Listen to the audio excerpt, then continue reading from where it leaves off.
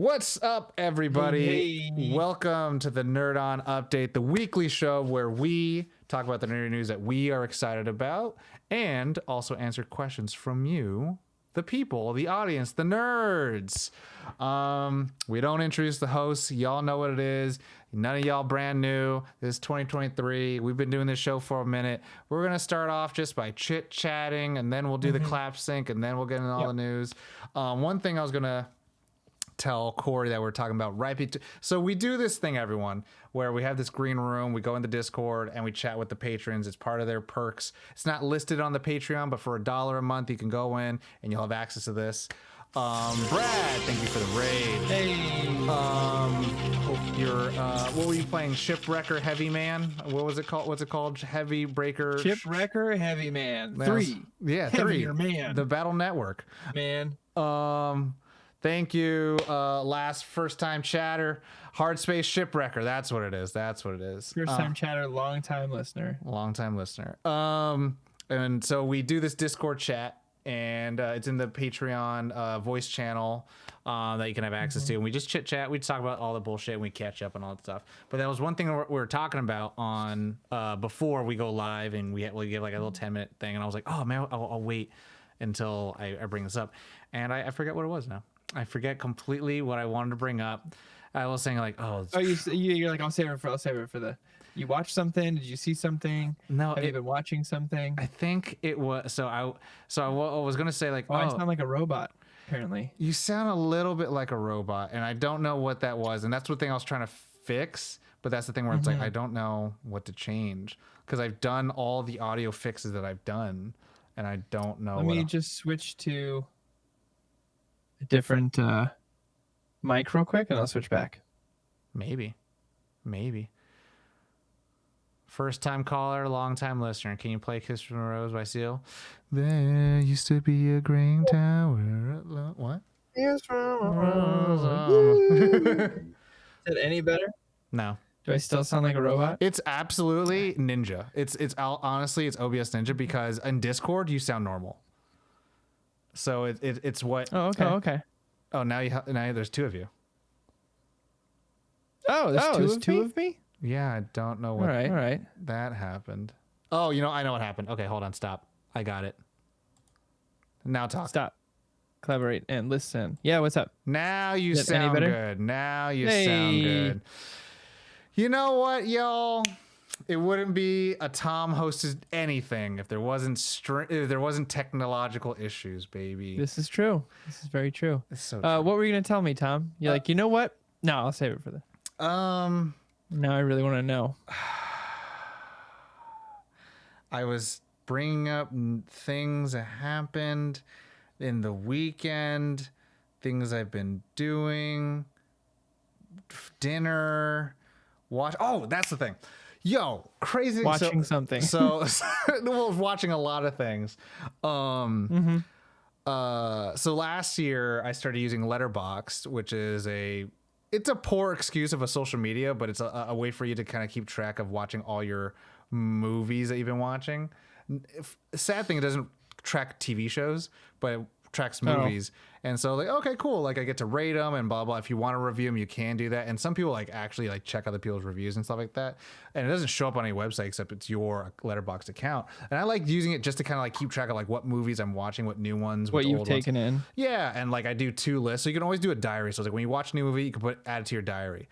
But you could also just make a list. And I usually make a list of like every film I've watched in the year, or now I'm doing it. Every film I've watched in the year, and then every film that came out that year that I've watched. So I have 2 lists for 2022. And so it's like 22 movies in 2022 that like that were new that came out, and then 48 movies in general that I watched in 2022. And and so now it's February. It's the beginning of February, and I have watched 22 movies so far. Already. And Damn. that's what I said. I'm like, God damn. Like, am I racing somebody? Like, what the fuck is? And there the you go. Cool thing about it I really enjoyed is like 2 of them are documentaries, which I didn't do any last year. Which I was like, oh shit. The only way a new parent like myself gets to watch anything new, in reality, is the way I threw my back out yesterday and watched 7 episodes of Severance. So that's my thing I watched so far. New shows, baby. New show, man. You know, You liking it? gotta love Adam Scott. I love it. I heard it's I'm really like, good. I'm full transparency. I'm standing here with a heating pad on my back and ibuprofen running through my veins.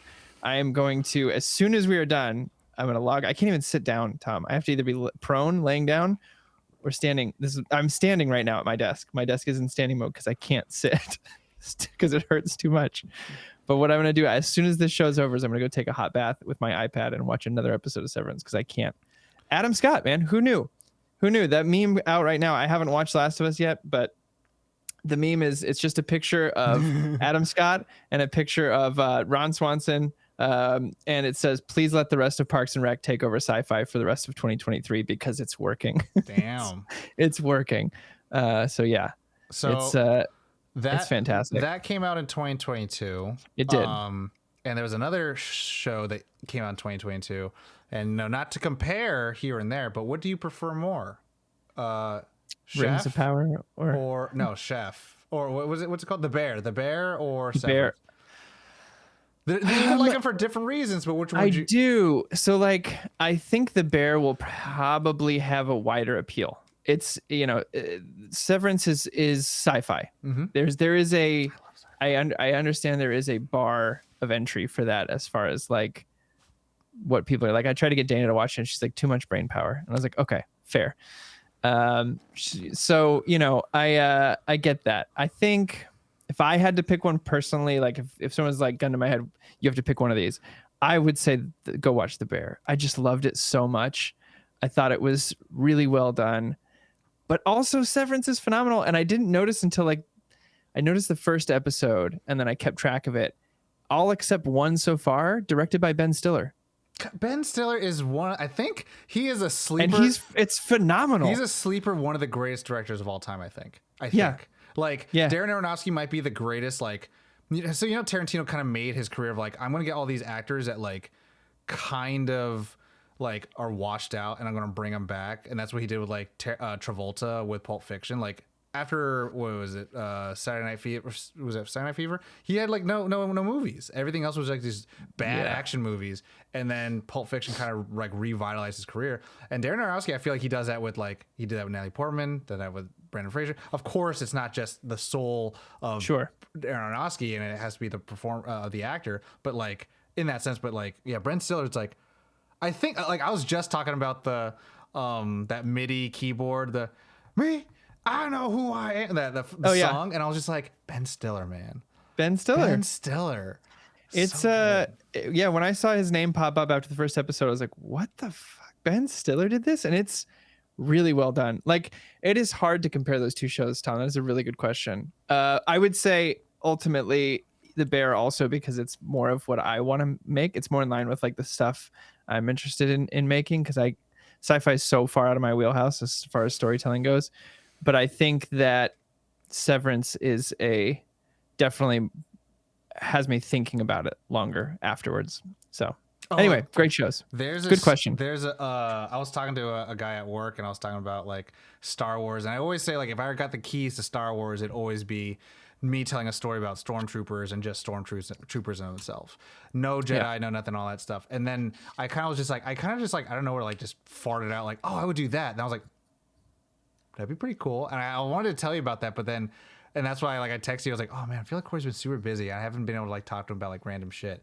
And I was like, oh man. Also, I found after this week, I'll have way more time. I found my fucking Yu-Gi-Oh game so you can borrow it. Hey, finally found it. And so I'm like, all right, there it is. But also I want to say what I did this last weekend. I watched like 3 movies. I watched this just for we will talk about the news and also this is a chit chat. Yeah. Hi Jane, you robot, hello. I did find it. I found it and it was because I was cleaning out some stuff and I was donating things.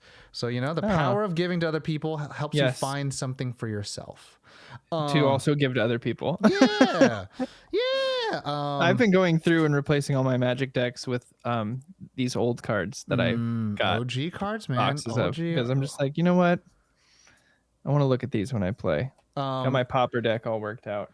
So, we, with everyone, listening in, early bit of news. We have a new podcast episode coming out this Friday. And it's a very interesting topic, and we'd love for everyone to check it out. If you're not part of the Patreon already, then you might have not had a chance to listen to it. But if you are, then you can check it out. And it's how to not be toxic in your fandom, which was a pretty open-ended conversation. But it was something that we were playing out with, and our future podcast might be kind of like that, like with a topic with a broad sense of it, but a little bit more on our own takes on it, and not so like, cool, we're gonna break down Dragon Ball Z, so what I was gonna say was since we haven't podcasted so regularly talking about one particular story, and I was like, maybe there's a chance for our update where we could just chit chat like what we've been watching, what we've been talking about. I finally watched Gamer for the first time. Gamer 2009, Gerard Butler. After 300 fame, dude. And then Hitch has a woman in there who plays Allegra Cole. She's in there. I'm like, oh my god, this is after Hitch time. So like, she was blowing up. Michael C. Hall is in there as the villain when Dexter was blowing up. The dance number, dude, the dance number. And so, I'll tell you this right now. For everyone listening, again, this isn't like a replacement for a podcast episode for that, but like, how. Look, no one goes out to make a bad movie, but I swear to God, Corey's back is what that editor went through to try to salvage this movie. Because I was just like, it's not good, but it's great. You know what I mean? What? Like, I could barely tell what was happening. I was like, the camera has moved. You've cut about 40 times in the last 2 minutes, and I'm just like, I don't know. And like, Marilyn Manson's Sweet Dreams is playing in the background. Doom, doom, doom, doom, doom. I was like, oh my God, this is so 2009. And it's great, but I'm just like. Yeah, someone asked the other day, like, on social media, like, well, what do you define as a guilty pleasure? Like, what does that mean to you? And I was like, I listed a number of things. I was like, my wife and I, our guilty pleasure during the beginning of the pandemic is like, so essentially something is outside your tastes, and is bad. Like, we watched the entire first season of a show called The Floor is Lava, and it was terrible. We made fun of it the entire time, but we watched the whole thing and loved it. And I think Gamer is right up that alley as well, where it's like, I know I could point out every single flaw within that movie and why it's bad and why it shouldn't be made, but yet I look back fondly upon that film because it was fun. Yeah. And I would say one thing, 2 movies and very interesting, like, connecting threads of like movies that are like guilty pleasures. They're not bad, but I know they're not like the greatest movies of all time, but they're some of my favorite movies. Fast and Furious Tokyo Drift for sure. And then the 6th one for sure. But like Rush Hour 1. Yeah. Very problematic. And then the 1. Jet Li. Rush Hour 2 is way worse. Dan and I were trying to watch it the other day, and we're like, oh. With the buffet line, is that the worst part? It's a lot of what Chris Tucker says is very problematic. Yeah, don't lie yet, chai mok some. The whole thing is pretty bad. Yeah. I was like, because she had never seen it, so I put it on. I was like, oh, I fucking love this movie. Like, Rush Hour 1 and 2 are great. We watched 1, and 1's not as bad. No, that one's like, we're a buddy cop movie. Rush Hour 2 is like everything in the first one, but more comedy. 2 was rough. 2 was rough to get through. Still had some great moments. Still, one of my favorite Jackie Chan bloopers of all time is when he goes through the bars and he like hits his neck and chin, and you hear one of the director or someone off screen go, "Jackie, are you okay?" And he stands up and says, "Jackie, always okay." Yeah, because that's his old school Hong Kong stuntman stuff. He's like, if you say you're not okay, then you shut the whole production down. Yeah. So anyway, yeah, it doesn't hold up, but I still like have a soft spot for those movies because I used to watch them with my dad all the time, and yeah. I watched This Place Rules, which is the Channel 5 All Gas No Breaks documentary on HBO Max, which is all about like 2020 leading up to 2021's January 6th storming of the Capitol, and it's just seeing America at its worst, but in a comical perspective. But it was an interesting documentary. Ethan, give me a person to gif. There isn't enough chaos for me. Oh my God, enough chaos, chaos.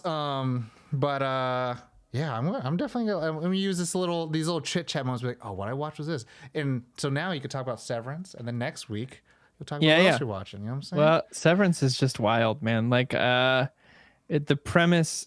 This isn't a spoiler or anything. The premise is essentially a question of: would you, if you could, have your memories separated so that when you go to work, you're one version of yourself and you have no memory of your outside life, and when you leave work, you revert back to your outside self and have no memory of what it was like at work.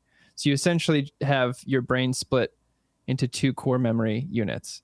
And it also asks, like, what is the definition of life and what that could mean? And so, yeah, it's pretty fascinating so far. The cast is like way more stacked than I knew it was going in. Like Christopher Walken and John Turturro are in it. It's also got Patricia Arquette, a lot of great people in it. So, and Ben Stiller directing, like killing it too. So that's my recent kick. I also watched over the weekend. Last weekend I watched. God, what was it with Woody Harrelson? All the rich people on the boat. Shoot. All the rich people on a boat. Woody Harrelson. It crashes. Yeah. It came out last year, I believe. Thank you, Last, for giving Thomas Del Rio a gift sub. Triangle of Sadness. Oh, that you watched that? I did. Huh. I did with my sister and her husband, Nick. We watched it after our big long shooting day. It was interesting. Did you watch it? No, I haven't. That's one of the Academy movies I haven't watched. That and Banshees of Inisherin I haven't watched. I haven't watched Tar. But Banshees is great. We'll talk about that next time we see each other. But watch Triangle of Sadness. I'm interested to hear your take on Triangle of Sadness. I gotta watch so many movies. I'm actually trying to watch a lot of backlog stuff. I'm trying to watch nothing but new stuff I haven't watched. Like I haven't watched Under the Silver Lake. Nope, I haven't watched that yet. I didn't watch Paper Tigers or Addams Family's Values. I didn't know there was a sequel. You never saw Addams Family? I didn't see there's a sequel, and I was like, "This is Joan." Just made me hurt my back. Was it Joan Cusack? I was like, "She's the babe," and I was like, "What?" Fester gets married, man. Yeah, I never. And I was like, "Oh man, Christopher, look, man." And then I was thinking, I was like, man, they don't make movies. And now and I was like, oh, that's this shot of Wednesday with the feather in the hair. Because I was like, the Pilgrim reenactment. Yes. Yeah. Thanksgiving reenactment. Yeah. It's arguably better than the first one. I think I enjoy it. The first one's very much like, let's introduce you to this freaky family. And this one's like the freaky family in this situation. Like, okay, now I understand who this family is. Yeah. Yeah, Christina Ricci killed. I mean, you also can't go wrong with God, what's his name? Julia. Yeah. He's just, I don't know. He's so good in those movies. I mean, that's the goals, right? Him and Morticia. Those are the goals to have. Angelica Houston, man, what perfect casting as Morticia. Anyway, yeah. Do you guys have Addams Family Values in? And the guy at Blockbuster said, "Hey, lady." But yeah, that's I'm interested to hear. Triangle of Sadness was sad. No, interesting. It was interesting. Color me peaked. Yeah. Should we get into some questions, Tom, or some news? Let's look at some news. Some news. Your news or my news? I'll go. Mine's quick. Because I talk about they introduced hold on. We got a clappy. Oh, I forgot about that. We got a clappy. Been a while. Clappies for Bradsies. For Daddy Snacky Snipe. All right. This is Tom. It's Ollie. Spanking time. Yeah, there you go, Tom Zarrillo. I like that. Spanking time. Just watched Hereditary. We had to talk about that in the questions, Thomas Zarrillo. But Cora, give us your news. So this year at the Grammys, they introduced a brand new category called Best Score Soundtrack for Video Games / Interactive Media. This isn't the first time a video game has been nominated for a Grammy. There was a Kirby game a while back. I believe one others. I think it was the Civilization intro for three or four. Probably four. So this isn't the first time, but this is the first time they've had their own category. And the composers who were nominated was Austin Wintory for Aliens Fireteam Elite, Bear McCreary for Call of Duty Vanguard, Richard Jacques or Jax, Guardians of the Galaxy, Christopher Tin for Old World, and Stephanie Economou, which I don't think I'm pronouncing perfect. It's French, and I'm awful with French, for Assassin's Creed Valhalla expansion Dawn of Ragnarok. And Valhalla took home a Grammy. So Assassin's Creed Dawn of Ragnarok is officially the first winner for this specific brand new category introduced in 2023. I just thought it was pretty cool that there's we're seeing a lot of this other media that maybe wasn't represented before as award worthy, kind of just getting its own shining moment. I thought that was pretty neat. No, yeah. And I just wanted to give a shout out to her because I don't know if you played Assassin's Creed Valhalla.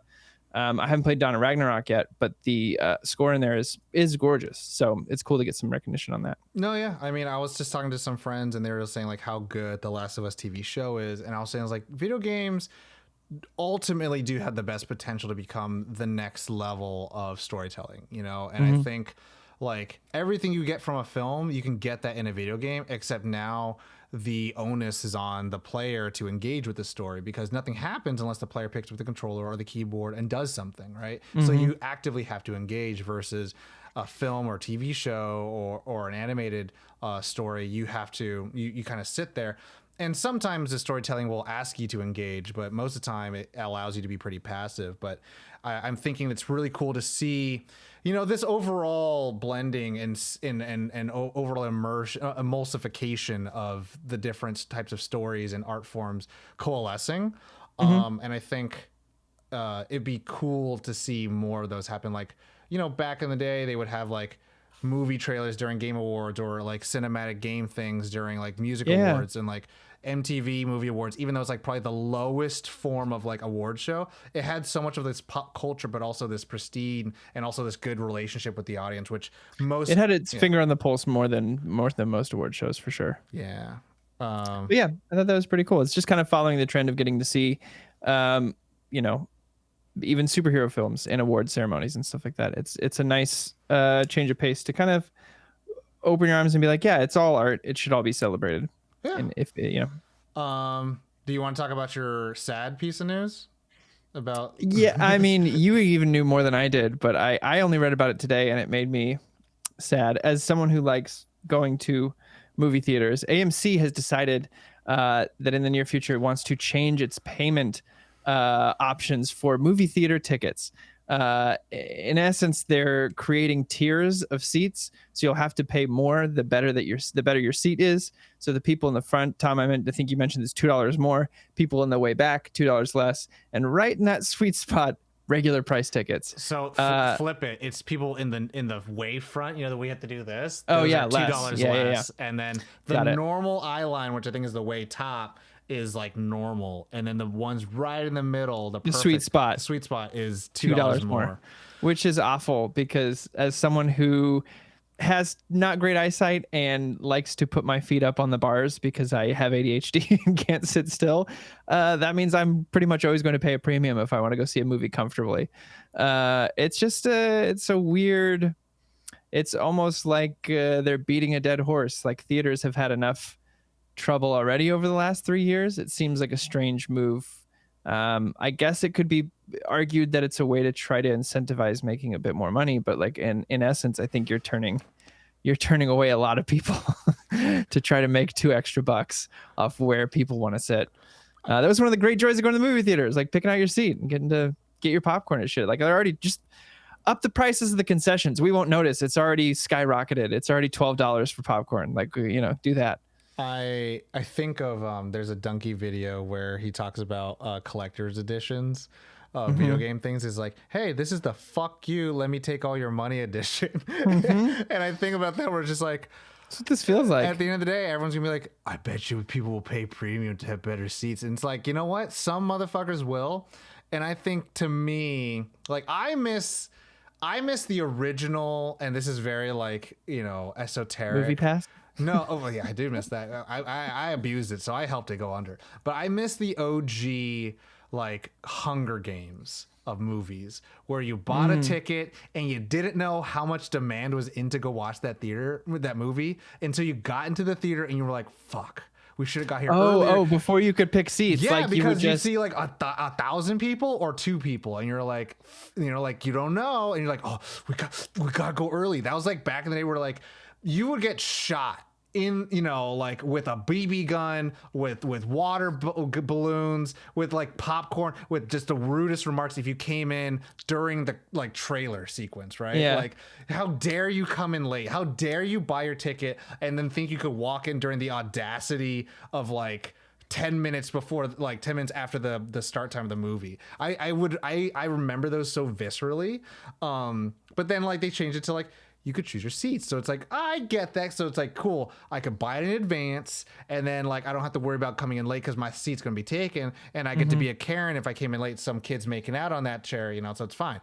But like, and then they became like, I do miss that though. Yeah, and then now it's like, you know, you can have a dinner there, and then, you know, the pandemic hit and the shutdown, and it all changed. I'm like, I understand business changes, all that stuff, but like, I just, yeah, it's interesting to see how the ebbs and flows, but like, I in my mind, if I were to change it, I'd be like, you should make it like $2 cheaper if you buy the ticket 2 hours in advance. Right. And then that's the way to do it. And then make it normal price if you buy it like 10 minutes before the showtime. And then make it $2 more expensive if you buy it 1 minute after the time. Sure. So, Ethan, who did drop a bit of knowledge here that I think is important to note, that it says AMC Stubs members will not have to pay extra for seats. So just hit up your friends who are Stubs members. You want to go with them to the movies and get good seats. I think Stubs, they found the kind of perfect blend of like how to be a member, and then also like you can add people as your entourage. So like, Corey, if you're a member and I'm a member, if we're saying we're both going to go watch the movie and we're friends on the app, I could buy your ticket for you. Right. And I do remember that. Yeah, I was like, that's kind of smart. That's kind of neat. But we were both on that up until the pandemic hit, and I turned mine off. Oh, well, they turned everybody's off. I never reactivated it. Same. I haven't reacted mine either. So. But anyway, yeah, that's my sad news. What's your news, Tom? So, you know, Ethan who, and everyone knows, you know, I put the Spider-Man suit into the trash can. I said DC boy no more, but we're going to talk a little bit about some DC stuff, only because we talk about the news, not necessarily you're going to hear my perspective on it. I love that you said that you're not a DC boy anymore by using a Marvel reference. Yeah. DC boy no more. I've hung up my Spider-Man. I mean, at the end of the day, we all know if Mamba's in the chat, then he knows Spider-Man 2 every day, all day, baby. I know. So we got the new lineup for the DCU, which is going to be co-ran by James Gunn, and other part will be Peter Safran, who is more the business side of it. And it's going to kind of reset the status quo of what the live action films will be in their lineup. But it continues or starts out with kind of the conclusion or end of the current DCEU, which, you know, we have, oh, hey, thank you last for subscribing. I hope you appreciate and enjoy some of our Monday and Thursday streams. But yeah, so we have coming up soon is Shazam! Fear the Gods, and then we're gonna have pretty much just Flash. We're gonna have Aquaman as well, but the main thing is the Flash. It's gonna reset some stuff. It's gonna be absolutely used as a reset in many ways with a Flashpoint type event. And we're gonna start out with Creature Commandos, but it kind of like once the universe resets, after that universe resets, we're gonna go on to Blue Beetle, then Aquaman. So like it's interesting because before shutdown, before changing of the movies, and it was all kind of up in the air. Who was in? This is like during Toby Emmerich times, Walter Hamada times. Blue Beetle was going to be an HBO Max movie. Was this back when Henry Cavill was being dicked around? This is when Henry Cavill wasn't even on the table. I mean, we'll talk about that later. But Aquaman, Lost Kingdom was supposed to come out before The Flash, so now it's after. Ben Affleck returns as Batman, so it's all very interesting, like how it's all going to turn out. But once the universe is reset, Blue Beetle will start, and we don't know what that means. Aquaman will be there. We don't know what that means. And then it's going to be a combination of animated stuff as well as live action stuff as well as TV stuff on most likely HBO Max, since it seems like DC and Warner Brothers is pulling everything away from CW. But it'll be Creature Commandos, Waller, Superman Legacy, Lanterns, The Authority, Paradise Lost, which is going to be a series about Themyscira, Batman Brave and the Bold, introducing Damian Wayne, maybe the first live action Damian Wayne, Booster Gold series, Supergirl, Woman of Tomorrow, and then ending off with Swamp Thing. And this is the first chapter of the DCU called Gods and Monsters. But what does that mean for shows like Teen Titans Go and Superman and Lois, which, James Gunn has promised they will all connect. So these shows obviously don't connect since they are currently running on their own kind of continuity. So things such as the Joker film with Todd Phillips and Joaquin Phoenix is its own continuity, and it has its own sequel coming up with, I believe, Lady Gaga is confirmed to be portraying Harley Quinn. Matt Reeves, Robert Pattinson, Zoe Kravitz, Jeffrey Wright, everyone there from the Batman. Their sequel is going to come out and officially titled Batman Part 2. And Teen Titans Go will continue off, and Superman and Lois. And I think it's somewhat in the rumors that Superman and Lois will conclude after its 5th season. So right now it's season 3 going to 4, and then we'll be having 5. And we don't know what that means. The main things to kind of think about is like, okay, what does this mean for Snyderverse, Ezra Miller, Gal Gadot? Ezra might be sticking around. So the phrase I want everyone to kind of hear or think about is pretty much the universe reset with Flash resets some things, but not all things. So it's a soft reboot at best. Probably at best, no, at most. It's more just like a retcon at best, I guess you could say. So apparently the room is, or the word is, there is room for everyone but Henry Cavill and Ben Affleck's Batman to return. So Jason Momoa could come back as Aquaman and possibly play Lobo. Who knows? If anyone wants to know about certain things about these shows or these movies, Superman Legacy is going to reportedly have a 25-year-old Clark Kent, Kal-El kind of contemplate his place in the world, balancing his human upbringing with his Kryptonian heritage, much like Man of Steel, but probably just told in a different way. Lanterns in itself is a TV show, which is really funny because I think a lot of people are like, oh, we don't want the gritty and dark and all that stuff, when they're like, it's going to be a detective show, much like True Detective. Like, do you guys know what True Detective is about? Like, how dark that is? But I think a lot of people are really excited about The Authority, and as well as Booster Gold getting some spotlight. Do you know anything about Swamp Thing, Corey? Well, just what I watched. The cool thing is that there's a rumor that James Mangold from Logan and Ford vs. Ferrari, as well as Indiana Jones 5 or Indy 5, is in talks to Wolverine to do Swamp Thing. Yes, please. So there's interesting thing there. So we don't know what this means. A lot of people are kind of criticizing it, saying like this is a really weak 10-year plan. I don't know if this is actually the 10-year plan or just like chapter 1 of a 10-year plan. And I don't know what 10-year plan means. Is each year a chapter, or is each year, half a third of chapter 1? We don't know. It just takes a long time. I think Superman's going to come out in 2025. And so based off that, I don't know. But that being said, moving on to the next part of the news that I got is going to be Last of Us show. I'll plug my light in while you're talking. You're good. Last of Us show is coming out. It's killing it.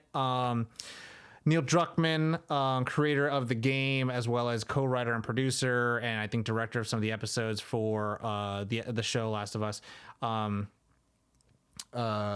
took to the internet to kind of disavow some homophobic comments, which very good on them for sticking to their creative vision, and also saying like, hey, if you wanted a 1-for-1 adaptation of the video game, just go play the video game, don't watch the show.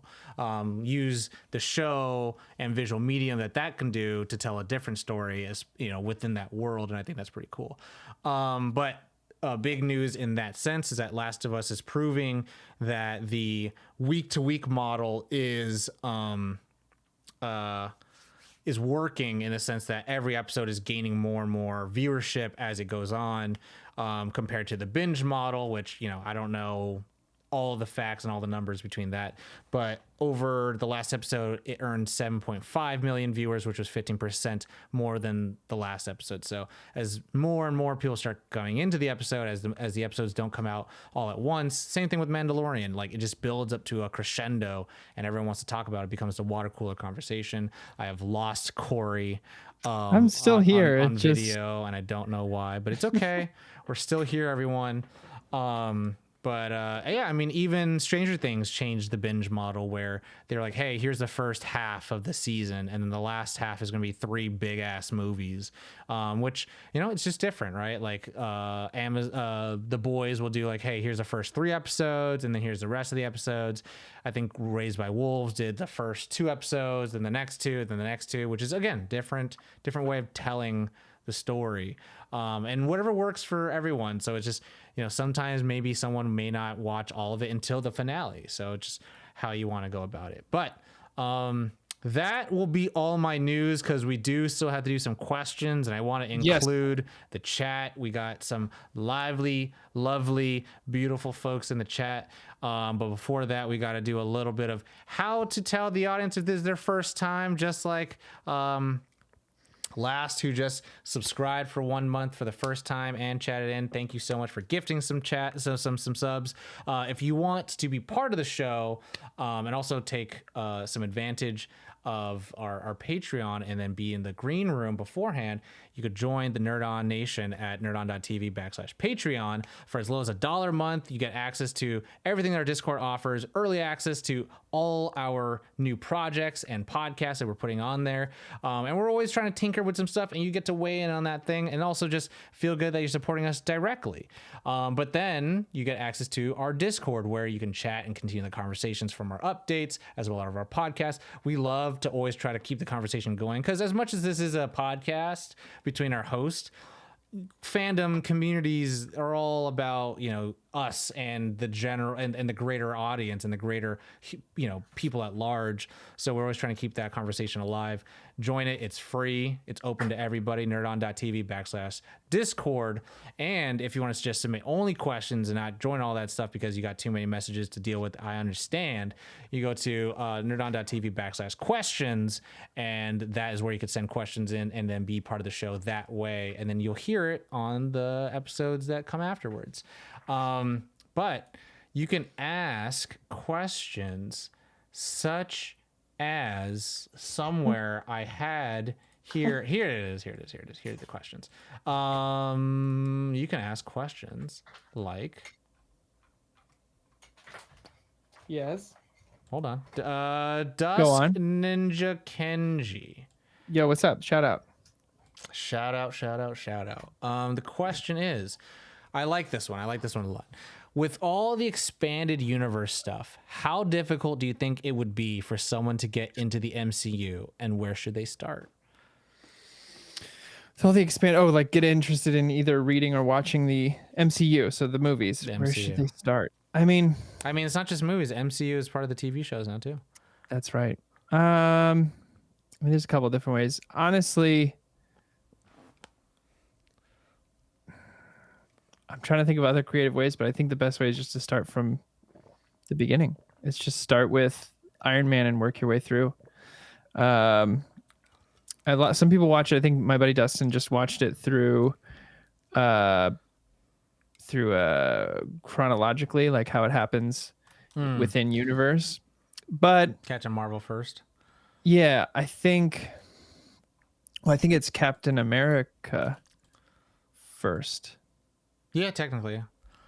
But honestly, like, I think that takes away from some of the reveals within universe. Because they kind of, I mean, I think they had a good plan the way they laid it out, especially the first three phases into the fourth were really well executed. Obviously, it did really well. So yeah, I think the best way is just to kind of jump in from the start and work your way through. I think there's a couple TV shows you could skip. But in the end, yeah. Okay. I think that's the way to go. The way I would say, if it's particularly the MCU in itself, and this is coming from someone who just, I don't want, again, I never want to take away anything from anyone that might be excited for it, but this is from someone who's just like absolutely not enthusiastic about watching anything from the MCU now. It's not like I hate it, but it's more like there's nothing that excites me and nothing that feels like utterly risky. It all just feels part of a plan, and I'm just now part of the Macy's Day Parade that just will never end. But I would say it this way, for anyone that is wanting to get into MCU and doesn't know where to start with whatever fucking catches your eye. Because I think if you feel like it's homework, then it's gonna suck. And that's like the tough thing, right? Like this idea of a regimented, structured story is bullshit. I think what excites you and you know, when we first started with Iron Man, it was a level of accessibility, right? Like before that, we had Daredevil, Hulk, Ghost Rider, X-Men, Fantastic Four. So we were hungry for that shit because like you only got one of a year and then maybe two a year. It was very rare to have more than two a year, and so it was just like, oh, this is the next one. Oh, this is the next one. Oh, this is the next one. Or it's like, oh, this is a character here, and they didn't connect before the cinematic universe, but it was enough for us to be like, oh, that's Blade. It was like, that guy's so cool. And then just the tiniest bit of imagination, you were like, now what if that character was with another hero, right? You're like, oh, that'd be so cool. And then you'd be like, what is this character? You would go to the internet, you'd have to go through like GeoCities or Yahoo because Google wasn't as powerful as it was then. And you'd like discover like, these are comic book characters. This is really cool. It's like, and also that opening little clip thing, right? Now it's like dun dun dun dun dun dun dun dun. It's like, okay, we all know it's part of the, okay, we get it. But before it's like what is that? That makes you think like, oh, is this part of like a comic book thing? Like let's say if you just did not know, right? But now it's just like it's all part of this thing, and you feel like you have to jump on this train at some particular point. So I would say for someone who's interested in brand new, just go with what interests you. Like don't feel like there's part of a story, and if you feel like there's a loss in the storytelling because of it, then you can choose to not like it that much. Because if the story that says like, hey, this is the story of She-Hulk, why is Daredevil in here, and you never watched the other Daredevil show, then it's like, then you failed to do a good job of telling me why I should care about Daredevil now. Like every level of storytelling, regardless if like it includes characters from other places, they have to do the smallest amount of work to be like, cool, this character is brought in here, and can't purely rely on outside of the movie or the show storytelling. Like of course you want to like acknowledge and reward the audience's intelligence for knowing that like this isn't the first time I've watched a movie or B, a superhero thing, so I know like characters will be in here that I may not know of, but that's okay. But like when we introduced Black Widow in Iron Man 2, it wasn't like, oh, what character is this? I don't know anything about her. Like you didn't need an origin movie for her. She was just like a character in the movie that you're like, this chick's badass, and she's the new hotness in the movie. And you're like, what's she all about? Oh, this is Natasha Romanoff. She's a SHIELD agent. It's like, this is really cool. Like you could still do that in storytelling. So, but if you feel gypped out, and you're like, I don't know anything about this person, and you feel like there was a lack thereof, then that's the problem. But I would just say start with what you think interests you the most. And then if that entices you to like, oh, I want to check out other stuff in there, and then you do your own thing. It's like, oh, I'll watch this one. I want to watch that one. Oh, I know this takes place beforehand, and that's okay. That's on you as the audience with the internet watching this show, listening to this thing. Next question. Yeah. All right. Next one's from Talon of the Dragon. Is this one for Talon of the Dragon? I want to make sure because I'm just like, hold on. Yep, Talon of the Dragon. Why is the Mario movie? And why will it be truly an awesome experience? Why is the Mario movies money? But why will it be a truly awesome experience? I mean, if you're someone who's excited by that, I think getting to live in any world that you find is something that brings you joy is why it's going to be awesome. I mean, this is kind of like Avengers level Mario, where it's like you have Donkey Kong, you have Mario, you have Luigi, you have like it's you know, I think it's exactly what you would want to explore that world with the technology we have now. What all I got when I was a kid was fucking Bob John Hoskins. Leguizamo and Bob Hoskins with some of the Koopas. I don't know what that was. Like a fever dream. So yeah, I think that's why it is. Dennis Hopper. Yeah. Luigi Mario. That's my answer. For me, why is Mario movie? I will say, in a weird way, you know, I was thinking about it. Video games audiences have just been eating so well. I feel like they show up, they spend their money, they talk about the thing, and then it gets rewarded on an award show, right? Like people like, yo, Elden Ring. Everyone hyped it the fuck up, and it became Game of the Year, right? And we'll see if that happens with the Academy Awards and all that stuff. But same thing with like TV shows, right? Like people can hype up or shit down all the things with like TV shows. Like people are hate watching Velma, that it's literally a hit show because they're hate watching it. Which is just like, that doesn't happen with video games. People don't hate and play video games. And I'll say where with the Mario thing, in a weird way, Mario is starting to kind of, I feel like, supplant Mickey Mouse as like a cultural icon. Like Disney in itself is such a big like company, yet you don't hear about Mickey Mouse anymore. You hear about like the Disney properties. And I feel like with Mario, like Smash Bros and every new platformer game, but also everything that Nintendo has to offer, all ties back to Mario. But Mario still tends to always be like the face of Nintendo, which is like just an interesting thing. Even though that Pokemon is way more successful than Mario is, like Mario still maintains to be like, oh, that's the Nintendo guy. Like I don't think a lot of people think of like Disney outside of like the ears and seeing the castle when you see an animated film. But you knowing this is a Disney film before watching a Marvel or watching a Star Wars thing, watching anything on Fox now, you're like, oh my god, it's so big. Yeah.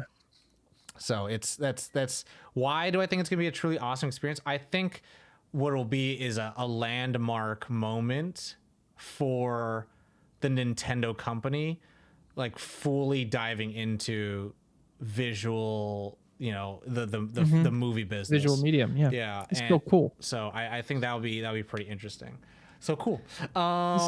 So cool. Next question is gonna be from Doogler.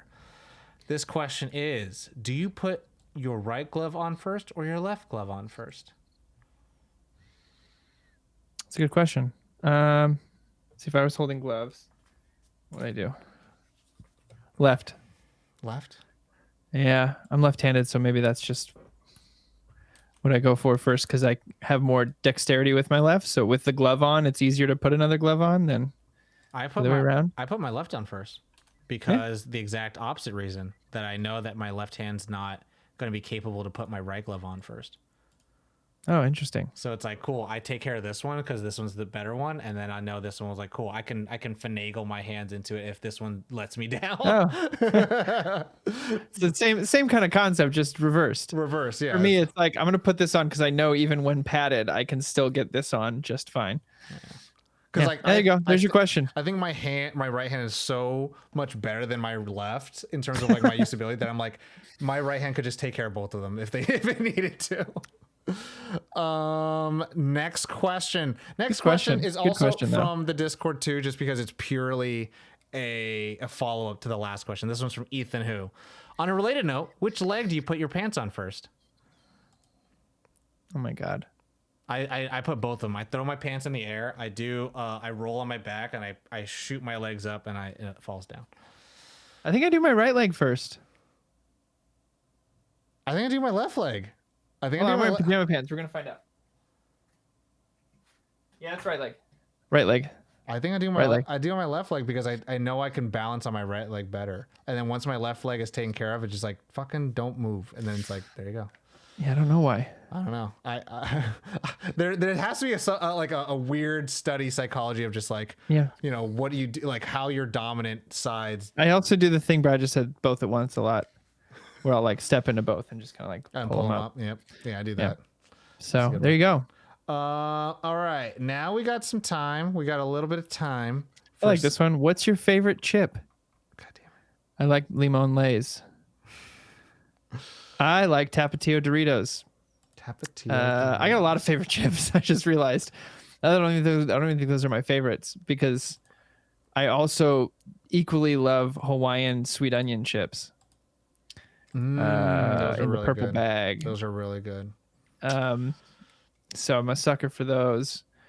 I would say maybe those are my two. I'm gonna pick those two. Ooh. Tapatio Doritos and Lay's sweet onion. There is Also French onion sun chips. I don't know, man. There's too many. Go ahead. there is an see. This is the thing. I kind of break the answer because it's not like a chip that people know of, but I'm pretty sure they're called like pop or something like that. It's not the popcorn ones, but they're like something pop, where it's literally Triangles? No, it's an Asian brand. And I had you and Dana try some, and it was Oh like yeah, the it was egg flavored ones. Yeah, it was the salmon skin egg flavored ones. Mm-hmm.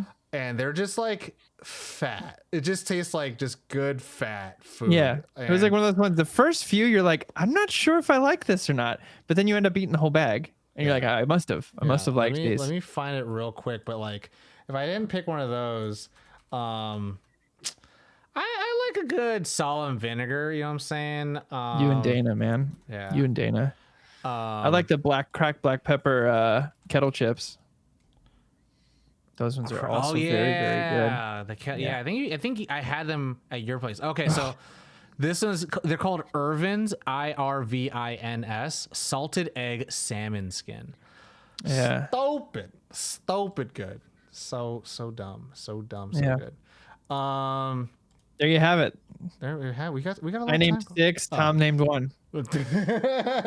Yeah.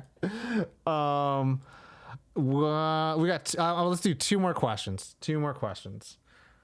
Unless Corey's dead. Okay, no. No, I'm here. We'll do 1 question. Plug my light in, but I think it's gonna die anyway. So. Okay. see. If you were, if you were, did we answer this question right now? J.K. Rowling, the game. What about it? Question is, ignoring the fact that it's tied to J.K. Rowling, what do you think of the new Harry Potter game coming out? I think we talked about it in our last one. It was from T-Dog. I think we may. I don't know if I was there. I know for we that. had our own personal conversations. We had our own personal conversation, especially in the episode that's coming out. But okay, we did answer it. T-Dog mentioned we Okay. answered it. Okay. Cool. So everyone listening for the first time, no. Or go back and watch it on YouTube. Okay, the next question is going to be from T-Dog then. If you were a fish, what kind of fish would you be? great white shark. You'd be It's my favorite. what was his name in Street Sharks? No, not Ripster. I don't know. I always wanted to be the tiger shark because he looked cool. He had rollerblades. Where I think the great white shark, who was the leader of the group, he just had pants and boots. I Yeah. don't think he like rollerbladed on it. He didn't do anything. No, Also, he I had did like cowboy boots. He rode a motorcycle though. Oh, he rode motorcycle. He was cool. Yeah. He was cool. I did like the Ripster. Yeah, Ripster is the Yeah, and then there was Big Slamoo. Slamu. I love That was my sister's favorite, but your favorite was Streaks. Streaks On the rollerblades. Rollerblades. But also, I then liked they the introduced whale the- shark. The orca. So wait, Slamu's not the orca? Slamoo is the whale shark. Oh wow. Okay, so Then they had the hammerhead. with Hammerhead, that's Jawbone. Yeah, and then they Jesus. had a killer whale. What was his name? Twister. No. Yeah, he had a tongue. Yeah, because Moby Lick. because he had the toy, and the toy is that you could wind up his tongue. Yeah. And I still have it, dude. and Jab is the with the hammerhead, because you could pull his fin back, and his head would push out. And then there was Dr. Piranha. Yeah. But his Slamu, like with the boxing gloves, and then his toy, all you do is just like, you just twist him around, and he just like punches like crazy. Yeah. Oh man, stupid. It's so cool that Teenage Mutant Ninja Turtles came out, and then everyone's like, "Oh fuck, we got to make one of those." It's so funny. Because I remember there was the dinosaur ones too. They were like commando dinosaurs, and Street Biker Rats from Mars was way before all this, right? Yeah. Mm-hmm. Biker Mice from Mars was awesome. Yeah. That was a good show. So if I was a fish, what would I be? Baby, I want to be fugu. I want to be blowfish, because if you eat me, you may not die, but if you cut me wrong, you die. You want to hear a story from middle school, man? I had a crush on this girl for like 2 years in middle school, something like that. You know how you do. And I finally got the courage to ask her to be my girlfriend. And she said no. We were still friends. Like, we grew up together. It was like one of those like movie crushes, where it's like we grew up together since we were little. Then by middle school, I was like in love with her. So finally asked her out. She said no. And I got back in the car after school, I remember, and I told my mom, and I was bawling. I was like crying. I was like, oh man, I'm heartbroken. And my sister was there. And my mom goes, don't worry, there's a lot of fish in the sea. That saying's true. And my mom, the way she tells it, she goes, you stopped for a second, you were silent, and you looked me dead in the eyes, and you said, there's only one angelfish. Emotional damage. There's only one angelfish. And my mom was like, okay, we're going to go get ice cream. Also shout out Thomas of the Rio, poison, tasty fish. Good job. Yeah. For the Simpsons reference. I got that. One last question for the night. Yeah. And then I'm gonna go ice my back. Yeah, and then everyone, I want you to find someone we could raid if someone here's not streaming already. Last question. Rebooting Biker Mice from Mars is going to be from Thomas Ariel. Now, Thomas, we've answered this question before, but also let's just answer for posterity's sake. It's 2023, and maybe our answers changed. Maybe we're different. Question: if you could be a superhero, what powers would you want? Super speed. 100%. Super speed. You know how much shit I could get done if I had super speed? Oh my god, my life would be together. My life would be totally together. I would rob so many banks. I would. Super speed, yeah, it's probably super speed, like the Flash Speed Force, that kind of super speed, like be able to vibrate through dimensions, and then like I'm gonna say you essentially do stop time, but yeah, that's 100%. You could get across the world before anyone knew. There goes the light. There it is. You needed to be there. It just makes sense. Let's light us back up here. No, I get that. Yeah, I feel like with stopping time, it's kind of like the feeling of like analysis paralysis. Like you kind of already get like, I don't know what to do.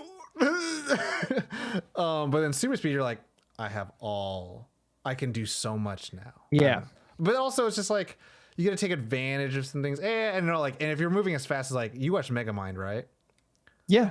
When Brad Pitt's superhero character, he literally goes so fast that it's like he literally got to contemplate his entire life in like a matter of 3 seconds. Oh yeah. And so I'm like, yeah, at a certain point, if you move so fast, also you just run back in time, and it's like, let me think about the future, and then run back to the moment where you ran back in time. It's like, okay, cool, I thought about it.